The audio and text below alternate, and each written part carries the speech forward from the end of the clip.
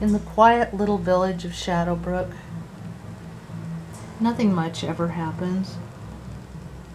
At least not until recently. It's a short walk past Echo Lake, the windmill and the monastery, into the neighboring village of Tidewater on the coast. Like I said, nothing much ever happened there until recently, when several children and a couple of adults have disappeared. Every time they disappeared, the last person to have seen them saw them near a body of water. Also, there have been strange areas that have been filling up with water for no apparent reason. Not just the bog, the marsh, and the swamps, but other areas of the town as well. Large, unnatural swarms of mosquitoes have been spotted.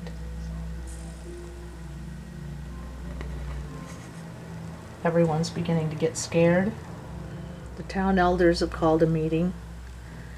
Lord Hanbrook, his wife Lady Hanbrook, Sophie the midwife, Dr. Manning, Reverend Harding, Magistrate Croft, and Mayor Carver of Tidewater, the widow Jessica, and the harbor master have all been called together to see if they could gather a group that would investigate and find out what's happening in their town. They called for volunteers. Inspector Cook, the detective, was the first to volunteer. He begged everyone to keep cool heads and asked for volunteers to join his investigative team. Frederick Leone, a foreign diplomat who was visiting town, was the second to volunteer. He was excited, but perhaps a bit of a blowhard and foolhardy. Inspector Cook worried that he would not take the investigation seriously. Maria de la Rosa stood up in the back of the room and volunteered. She had a bad reputation for consorting with smugglers, but she was brave, and they had to admire her willingness to help. The last to volunteer was young 16-year-old Lucy Hanbrook, the daughter of Lord and Lady Hanbrook.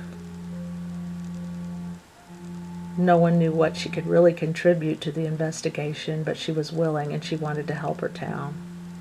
But Lord Hanbrook stood up and said he forbade it. He would not let her go. She was their only child.